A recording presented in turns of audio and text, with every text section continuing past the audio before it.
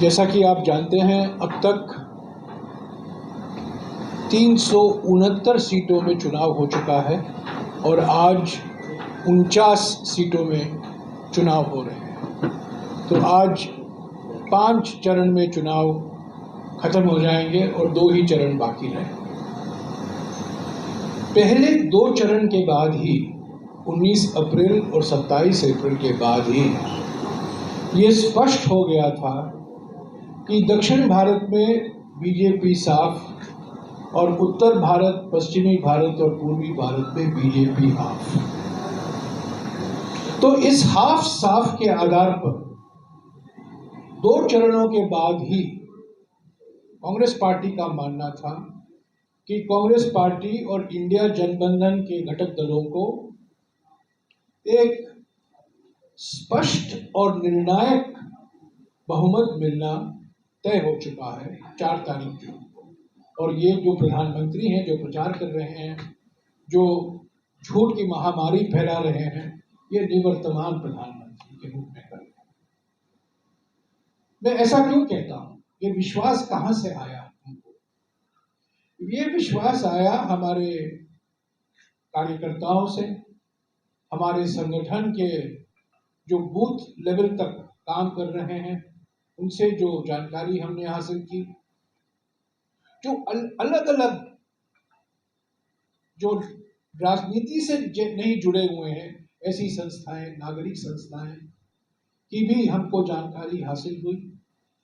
पर सबसे बड़ी बात यह है कि 19 तारीख के बाद निवर्तमान प्रधानमंत्री की भाषा में भारी बदलाव आया, परिवर्तन आया और ये साफ हो गया कि प्रधानमंत्री बौखलाए हुए हैं, घबराए हुए हैं, पीड़ित हुए हैं।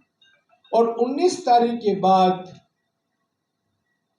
सारे चुनाव के अभियान को उन्होंने एक सांप्रदायिक रंग देने का खूब प्रयास किया और जो भाषा का इस्तेमाल किया वो सिर्फ सांप्रदायिक तनाव बढ़ाने के लिए, ध्रुवीकरण को और ऑक्सीजन देने के लिए, और जिस तरह से उन्होंने हमारे न्याय पत्र और घोषणा पत्र की आलोचना की, किस ढंग से, किस भाषा से, इसका मैं जिक्र करूंगा।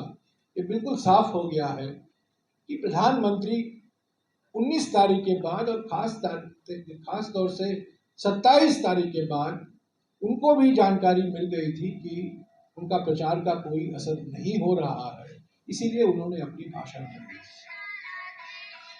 तीसरी बात जो हमको विश्वास दिलाई कि हमें स्पष्ट और निर्णायक जनादेश मिलने वाला है, ये है हमारा 5 न्याय 25 गारंटी कार्यक्रम, जो हमने भारत जोड़ो यात्रा, भारत जोड़ो न्याय यात्रा के बाद में हमने तैयार की थी। नारी न्याय, युवा न्याय, किसान न्याय, श्रमिक न्याय और हिस्सेदारी न्याय, इन 5 न्याय को लेकर हमने 25 गारंटियां दी हैं।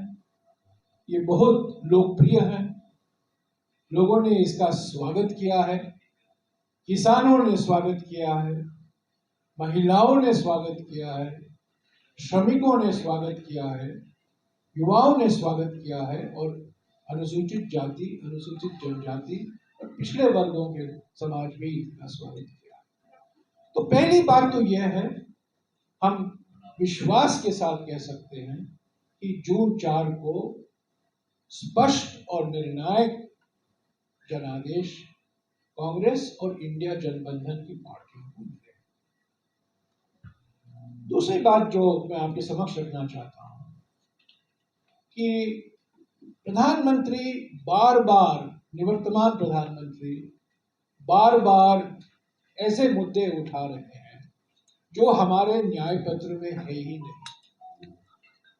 और जैसा कि मैंने कहा, सारा उनका चुनाव प्रचार हिंदू, मुस्लिम, मंगलसूत्र, भैंस, विरासत कर, अलग अलग मुद्दों से लेकर है जो हमारे न्याय पत्र से संबंध ही नहीं रखता, जिसका जिक्र हमने किया ही नहीं है हमारे घोषणा पत्र में। तो बार बार झूठ बोलकर, अभी नया जो झूठ प्रचार कर रहे हैं, धर्म के आधार पर आरक्षण देने का हमने वादा किया है, ये सरासर झूठ है, बिल्कुल झूठ है। और ये हमारे प्रधानमंत्री की विशेषता है कि वो गलती से भी सच नहीं बोल सकते। और 19 तारीख के बाद तो भयंकर तरीके से ये झूठ की मारामारी फैलाए। मैं प्रधानमंत्री जी से 4 सवाल करना चाहता हूं, और जब मैं प्रधानमंत्री से करता हूं, यह है कि हम बीजेपी से कर रहे हैं। पहली बात यह है कि जब 3 काले कानून, किसान विरोधी कानून प्रधानमंत्री ने वापस लिया 19 नवंबर 2021 को, प्रधानमंत्री ने किसान संगठनों को आश्वासन दिया था कि एमएसपी को हम लीगल दर्जा देंगे और कर्जा माफी पर हम विचार करेंगे। मेरा पहला सवाल प्रधानमंत्री से यह है कि 3-3.5 साल हो गए हैं, किसान को एमएसपी का लीगल गारंटी अभी तक नहीं मिला है, आपने कोई विशेष कानून नहीं बनाया है, बल्कि आप अभी राज्य सरकारों को निर्देश दे रहे हैं कि जो पराली जलाते हैं वो किसान, और ज्यादातर पराली जलाने वाले किसान पंजाब और हरियाणा में ही हैं, उनको एमएसपी लागू नहीं होना चाहिए। यह खत लिखा है केंद्र सरकार के सचिव ने मुख्य सचिवों को, हरियाणा के मुख्य सचिव, पंजाब के मुख्य सचिव, अलग अलग मुख्य सचिवों को, कि पराली जलाने वाले किसानों को एमएसपी से अलग रखा जाए। तो एमएसपी को कानून रोजगार जो कानूनी गारंटी है वो तो दिया नहीं। ऊपर में पराली जलाने वाले पराली तो जलाते हैं क्योंकि वो जीविका से संबंधित है, वो मजबूरी पराली जलाते हैं, और उनको एमएसपी से बाहर रखा जाए। और एमएसपी किस आधार पर तय होगा प्रधानमंत्री? तो पहला मेरा सवाल सीधा प्रधानमंत्री से ये है कि क्या किसानों को जो आपने वादे किए थे 3 साल पहले, जब आप मजबूर होकर आपको 3 काले किसान वापस 3 काले किसान विरोधी कानून वापस लेने पड़े, क्यों आज तक आपने पूरा नहीं किया है और इस पर आप चुप क्यों हैं? दूसरी बात, दूसरा सवाल यह है कि क्या आप सामाजिक, आर्थिक और जाति जनगणना के खिलाफ हैं कि आप उसके पक्ष में? 2011 में मनमोहन सिंह जी की सरकार ने 25 करोड़ परिवारों का सर्वेक्षण किया, सामाजिक, आर्थिक, जाति संबंधित जानकारी हासिल की। वो सामाजिक और आर्थिक आंकड़े तो प्रकाशित हो गए, पर 10 साल से जाति के आंकड़े प्रकाशित नहीं हुए हैं। क्या आप जाति जनगणना कराने से डर रहे हैं? ये दूसरा सवाल। मेरा तीसरा सवाल है प्रधानमंत्री से। प्रधानमंत्री ने पिछले 10 सालों में अपने पूंजीपति दोस्तों का 16 लाख करोड़ रुपया कर्जा माफ किया। 1 लाख नहीं, 2 लाख नहीं, 10 लाख नहीं, 16 लाख करोड़ का कर्जा माफ किया है पूंजीपतियों का। मुश्किल से 20 या 23 पूंजीपति। क्या आप किसान का कर्जा क्यों नहीं आपने माफ किया? 2008 में जब मनमोहन सिंह जी प्रधानमंत्री थे, 72,000 करोड़ रुपया किसानों का कर्जा माफ किया गया, बैंकों से जो ऋण लिया गया था। पर इस पर प्रधानमंत्री कुछ नहीं कहते। और चौथी बात, जब आरक्षण की बात होती है, मैं प्रधानमंत्री से पूछना चाहता हूं, 1992 में सुप्रीम कोर्ट ने यह तय किया था कि 50% की सीमा होनी चाहिए एससी, एसटी और ओबीसी के आरक्षण के। 50% से ऊपर नहीं जाना चाहिए। तमिलनाडु में यह आरक्षण 69% बना,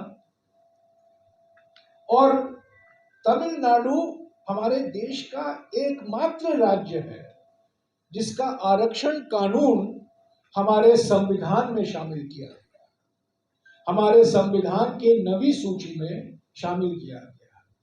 यानी कि 50% के बावजूद, सीमा के बावजूद आप उसको पार कर सकते हैं तमिलनाडु में, क्योंकि ये नवी सूची में शामिल किया।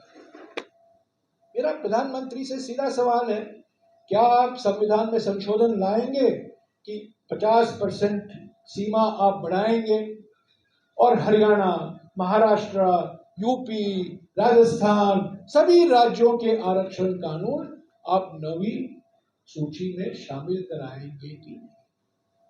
इस पर उन्होंने कुछ बात नहीं की। अगली बात जो मैं करना चाहता हूं, आज दोपहर 3 बजे को मुझे कहा गया है, एक हमारे देश के सुपर वीवीआईपी मुख्यमंत्री सिरसा पधार रहे हैं, उत्तर प्रदेश के मुख्यमंत्री यहाँ आ रहे हैं। मैं आपको एक छोटा सा वीडियो दिखाना चाहता हूँ और ये वीडियो की कॉपी मैं आपको भिजवा दूंगा।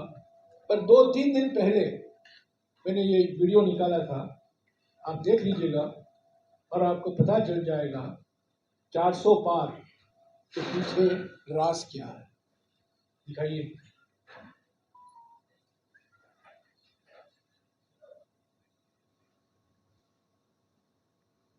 ये हाँ भैया,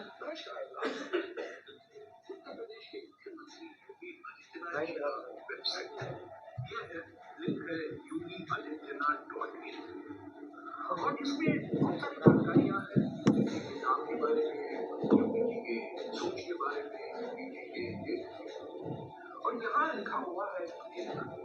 तो हम लेख में जाते हैं तो बहुत सारे लेख यहाँ शामिल हैं। एक लेख है 25 नंबर का लेख है, अगर आप देखें इसका शीर्षक क्या है। इसका ये शीर्षक है, आरक्षण की आग में सुलगता देश। इसको देखिए, आरक्षण की आग में सुलगता देश।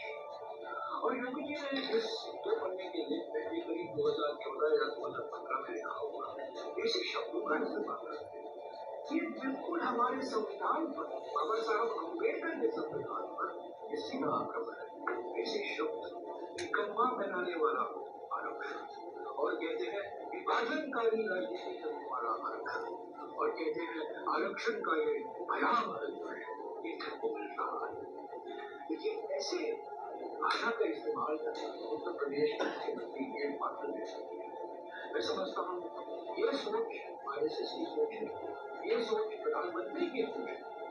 ये बाबा साहब अम्बेडकर के संविधान को हटाना चाहते, 400 पार का नारा देकर असली बात कभी भी आरएसएस और बीजेपी बाबा साहब अम्बेडकर के संविधान से कभी 1949 30 नवंबर 1949 में ऑर्गेनाइजर जो आरएसएस की संस्था है, प्रकाशन है, इसमें लिखा गया था कि इस अम्बेडकर के संविधान में मनुवादी आदर्श नहीं दिए, मनुवादी आदर्शों से ये प्रेरणा नहीं देती। ये उनका है, ये उनका आज 2024 हम इस संविधान को सुरक्षित करने के लिए कांग्रेस पार्टी और इंडिया गठबंधन इस संविधान को सुरक्षित करने के लिए इस चुनाव में होती है। तो ये रहा मुख्यमंत्री का लेख जो आपको मिल जाएगा, और इसका शीर्षक है आरक्षण की आग में सुलगता देश। और ये लेख करीब 8 साल पहले लिखा गया था, उनके औपचारिक वेबसाइट पर उपलब्ध है, और ये आरएसएस और बीजेपी की मानसिकता दर्शाता है। 400 पार का नारा जो